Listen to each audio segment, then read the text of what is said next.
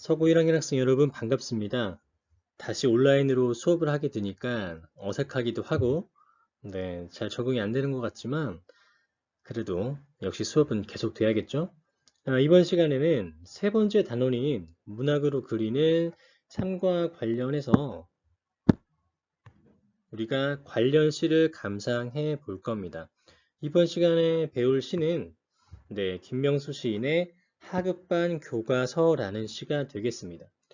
이 작품에서 하급반이라고 하는 제목의 의미는 소시민을 의미하고요. 이때 소시민이라고 하는 건 시민의식이 없는 것을 이야기합니다. 교과서라고 하는 건 어떤 의미를 가지냐면 당시의 시대적 가치를 반영한 것이라고 해석하면 되겠습니다. 학교 교육의 의관, 사회화를 위한 것이라고 한다면 당시의 시대적 가치를 교과서에 반영해서 학생들에게 전달하고 전파하려는 것이겠죠. 이러한 제목이 작품에서 어떤 의미를 지닐지 예측해 보면서 작품을 들여다보도록 하겠습니다. 아이들이 큰 소리로 책을 읽는다라고 시작이 됩니다. 이때 아이들은 당연히 학생들이겠지만 아까 얘기한 것처럼 소시민이라고도 해석할 수 있는 거고요. 이때 큰 소리라는 것은 어떻게 해석해야 되냐면 당연히 큰 소리는 청각적 심상인데 이 청각적 심상이 이 작품에서는 풍자의 수단으로 활용되고 있습니다. 그래서 아이들이 큰 소리로 책을 읽고 있습니다. 나는 물끄러미 그 소리를 듣고 있습니다. 듣고 있다라고 하니까 나는 관찰하는 주체가 되겠죠. 한 아이가 소리내어 책을 읽으면 딴 아이도 따라서 책을 읽는다. 그럼 이때 먼저 책을 읽는 아이는 선창의 역할을 한다면 딴 아이는 후창 또는 다른 말로 재창이라고 할 수 있겠죠? 그대로 따라서 책을 읽는 사람입니다. 이때 우리가 눈여겨봐야 할 단어가 뭐냐면 따라서라는 단어입니다. 따라서. 따라서라는 건 그대로 반복한다는 뜻이겠죠. 그래서 이 작품에서는 따라서의 행위가 맹목적인 추종 또는 무비판적 추종이라고 해석하시면 되겠습니다. 그럼 그 다음 부분 청아한 목소리로 꾸밈 없는 목소리로 이때 청아한 목소리와 꾸밈 없는 목소리는 어떤 걸 의미하냐면 한 아이가 읽는 책의 내용에 대해서 전혀 다른 의심이나 비판이나 의식이 없는 모습이라고 해석하시면 되겠습니다. 그래서 역시 아니다 아니다 하고 읽으니 그대로 역시 따라서 읽고요. 그렇다 그렇다 하고 읽으니 역시 그렇다 그렇다 따라서 읽는 모습이 제시되어 있습니다. 그래서 우리가 지금 읽고 있는 부분은 유사한 문장 구조가 반복되죠. 역시 위에 선창을 하니 역시 그대로 재창을 하고요.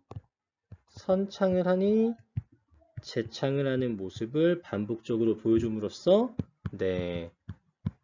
풍자적으로 작품의 내용을 전달하고 있는 것으로 해석하면 되겠습니다.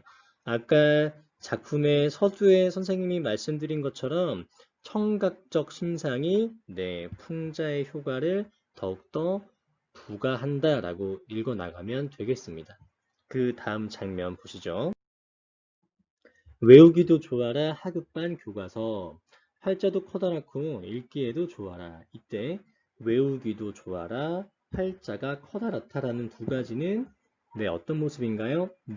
하급반 교과서기 때문에 외우기 좋은 간단한 내용.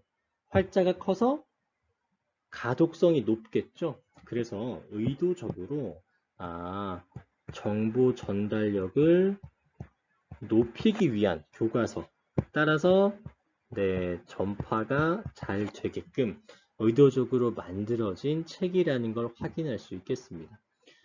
또 하나, 외우기도 좋아라 하급방 교과서라는 이 문장은 도치법이 활용되어서 문장 순서가 바뀌어 있죠. 그런데 이 부분에서 좋아라 좋아라 라는 말이 반복해서 등장하는데 이건 어떤 표현으로 볼 수 있을까요? 정말 좋은 걸까요? 반어적 표현이라고 해석하시면 되겠습니다. 그 다음 구절, 목소리 하나도 흐트러지지 않고 흐트러지지 않는다라는 건 역시 그대로 흡수해서 비판적으로 의심하고 또는 어떤 시민의식을 바탕으로 비판적으로 대상을 인식하고 수용하고 의식하는 것이 아니라 무의식적으로 기계적으로 반복해서 따라한다라는 뜻이기 때문에 역시 흐트러지지 않는 모습은 기계적이고 맹목적인 추종이라고 해석하시면 되겠습니다. 그래서 흐트러지지 않고 한 아이가 읽는 대로 따라 읽는다. 따라라는 건 그렇죠. 우리가 앞서 본 것처럼 어떤 의식적이지 않은 모습을 읽어내면 되겠습니다. 마지막 장면 넘어가 볼게요.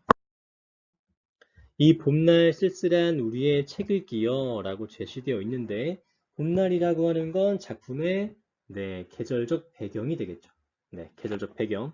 그런데 봄날은 보통 계절적 배경이자 봄이라는 건 싹이 돋고 꽃이 피는 긍정적 의미의 계절인데 문맥상으로는 쓸쓸함과 결합되어 있습니다. 따라서 봄날과 우리의 책 읽기 모습이 어떤 모습이죠?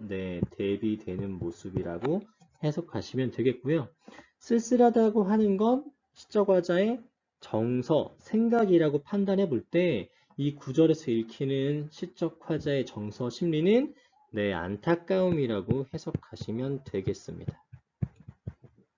시대현실에 대한 안타까움. 맨 마지막, 우리나라 아이들의 목청이요. 역시 이 목청이 어떻다라는 거죠? 안타까움이라고 읽어내면 되겠죠. 그래서 작품의 마지막 역시 목청, 책 읽기라는 청각적 심상을 활용해서 작품의 주제를 부각한 것이다 라고 해석하시면 되겠습니다.